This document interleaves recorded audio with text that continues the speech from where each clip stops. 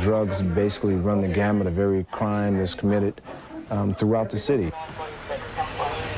Their day at the office runs the gamut, from serving arrest warrants in the Haight to the seizure of this China white heroin in a joint operation with the cops in the Tenderloin, and which has an estimated street value of $150,000. To this apartment in Hunters Point, making an arrest, looking for dope, rock cocaine, and finding a large amount of cash and a gun as well. The illegal drug culture is endless. Well, it has its moments. Sometimes it's a little slow. Sometimes it's not usually boring. Police officer, search warrant. Open the door. Hit it. Open the door. Search warrant. Based on information from an informant and their own previously controlled buy, the cops are here because they believe methamphetamine is being sold out of this apartment. Officer, search warrant. The cops never know what or how much they'll find. It's the luck of the draw. But the point of all this is to let suspected drug dealers know they can't get away with it. This is what they call ice, the smokable form of methamphetamine. 3 subjects were arrested. Each was in possession of methamphetamine. Put your hands, sir. Don't do anything stupid. It was not a very large bust, but another reason for going after the small dealers is the cops hope they can turn them into informants, leading them to bigger dealers. And this house. I think basically what we do, we try and stem the tide as best we can. All right, she's crossing over to the southeast corner. The crack problem is definitely out of control in San Francisco. All right, she's breaking onto talking to a black male. Many guns we've had in the last week, it just tells you this is real. Okay, he's gonna wait. She told him to wait. If we make a mistake,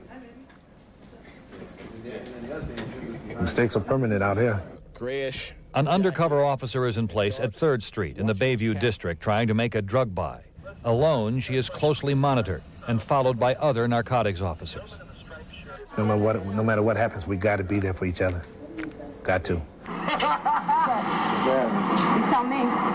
She also has a video camera attached to her clothing. These 2 guys are working together. The dope is inside that cassette case. Did you say the deal was done, Mike? From his hand to her hand. Yeah, move in, Walker, move in. Move in right here to Bayview. Yeah, deal is done.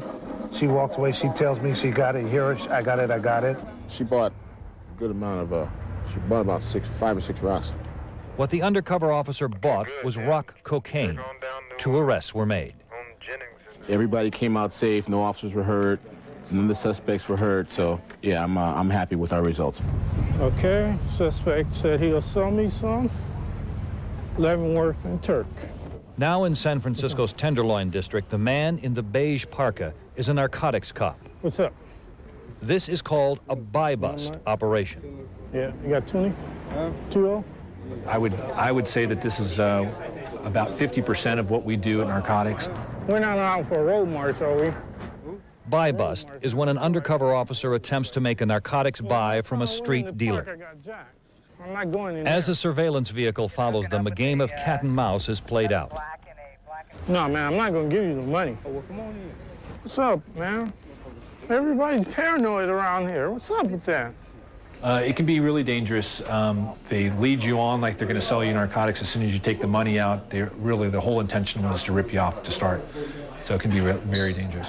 Finally, the drug connection is made. Hey, guy in a blue plaid shirt. He's booming. Yeah, our undercover officer hooked up with a person that we refer to as a hook. The hook then brought him to the real dealer, who was sitting on a park bench inside of Bodecker Park. Money is exchanged, the drug deal happens. A signal is given, and other narcotics officers move in. Police officer. And make the arrests. They obtain a small amount of rock cocaine. Once again, it's the luck of the draw. It all depends on how good your informants are that you're working with at the time. A lot happens. A lot has to do with the supply and demand, and a lot of it's just luck. No. He's behind me. An hour later, the unit is in the Mission District, and this time they're off to the races. Okay, go on in there. Hands behind your back. They're coming out his mouth. Shoot it! Okay, I got him right here. I got him. I got it. That's the balloons right there. balloons, which the cops believed to be filled with drugs. I asked for a 101, which is a heroin-cocaine combination. It's the same buy-bust procedure used earlier, this time using undercover officer Larry Mack to connect with the hook and make a drug buy. We walked down here, he said he'd meet us down by the parking lot. We walked down together and the deal went down, so pretty straightforward. The cops decide to release the hook because he did not handle either the money or the drugs in the transaction. We can arrest him for conspiracy for being involved in the transaction, but it's most likely not going to be prosecuted.